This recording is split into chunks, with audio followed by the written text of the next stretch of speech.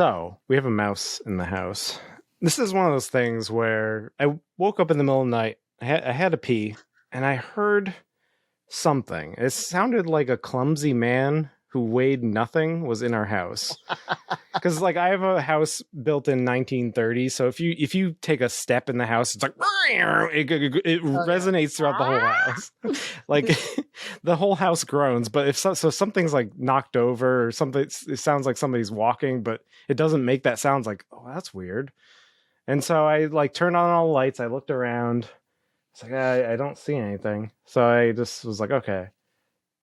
And I start hearing something else. And I was like, oh, what is that? It bothered me the whole night.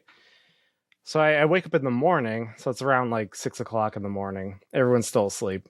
And I see a little brown mouse walk across the kitchen and it disappeared. And I have contact lenses. So when they're out, is like, I did like the primal instinct. You have like an instinct for like rodents in your brain, I believe, because totally. So you like see it and you're like, oh, that's a thing that's in my. It's like you know it before you even think it. Ancient survival. Ancient survival. And then so I even with my blindness, I knew by its like motion that it was a rodent. And I put in my contact lenses and I'm like looking around for this thing. And then I had this split second thing. It's like, do I tell my wife about this? I was like, because I know if I tell my wife that there's the mouse in this house, this is my life for the next probably year. It's like I was thinking, I think if a genie came up to me and is like, you have to confess one of these two things: if there's a mouse in the house, or you cheated on your wife, or else I'll destroy the world. I would probably choose cheating on her. She'll get over it faster.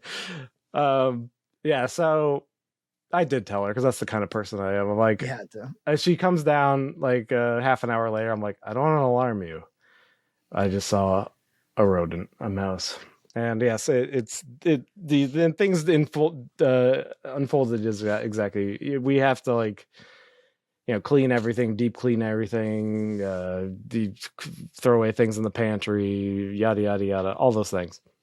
And it's completely fine, because I've had people get mouse diseases. Like there's like what's that virus with the H you can get from rodents and poop.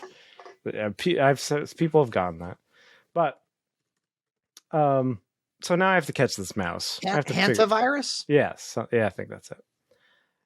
So I have to catch this mouse, and I have I'm sorry, vegans, but I have a rule that anything in my house, it's gonna get destroyed. I have to destroy it. It's in my house. I didn't invite it. If you're a person, this is Massachusetts, I probably can't, lethally take you out, but you won't. You'll regret coming in. Let's just say that. Yeah. That's a good policy. So I had to like look up everything, and I think I settled on glue traps. Those are the thing that people. They're the least humane things on the planet. I'm sorry to say. So if it's but the problem is that this is like it's a little field mouse. It's like this big, and so I don't know if it'll even set the traps that like those slingshot traps, or whatever they're called, the swing traps. Yeah, the classics. Yeah, and then there's like humane traps, but I don't have mercy. So so I get the glue ones, and I put like a little peanut butter in it, and I put it in my basement, and I woke up the next day and there was a little mouse in there. And I took it out. I'm not going to describe how I took it out, but I put it in a plastic bag and put it outside. But then I've put a few more traps out, and there's I think I've caught a total of 4 mice so far. So they're probably listening to the podcast right now.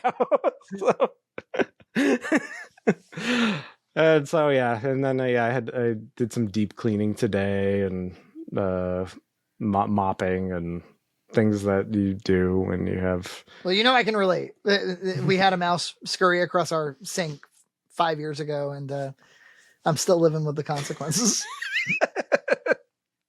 Well, how'd you deal with it? We hired a service that set traps all over the place, and they check in on them, interior and exterior. Oh, interesting. Around the foundation, and they're a service we hire called Big Blue Bug. So they'll do bugs, they'll do rodents. The only problem is they always forget where they set the traps, and I'm expected to know where the hell they all are. Oh. Nina also is equally afraid of ants. So she spreads diatomaceous earth around the outside of the perimeter of the house. She saw like 2 ants in the bathroom the other day, and that also was really causing us a lot of distress. I was telling her about your story, and she was like, she goes, listen, if you wanted to just marry men, why didn't you just marry men? Look, I didn't say that my wife was wrong. Yeah. There's my mom and dad have the same issue, and my mom's always like, oh no, it was my dad would be like, what do I worry about? And my mom goes like, nothing. And it's like, what do you worry about? Everything. That's it. It must be a protect the baby thing with rodents, right? Like, can't have like rodents near a baby. No. You know? And so I did find in my foundation, like right there, some creature chewed a hole through rock foundation or whatever it is of cement, just right through. It's like, how'd you do that? Andy Dufresne crawled through a river of shit. It's just like, it's like, how strong are your claws and teeth? Listen, they want to be warm. They don't want to be outside in the cold dying. You know, No. They'd rather take their chances with EJ. Yeah, well, they took their chances. Didn't work out so good. At least I got 4 of them. Let's see how the traps are doing. We were laughing at we could have like a whole show where Matt just crawls around greased up in a crawl space. 24-hour lipstick cam is on him chasing after rodents for John and for you.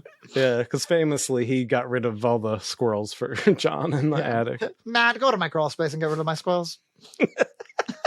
Subscribe to Red Cow Entertainment on Patreon for full episodes every other week.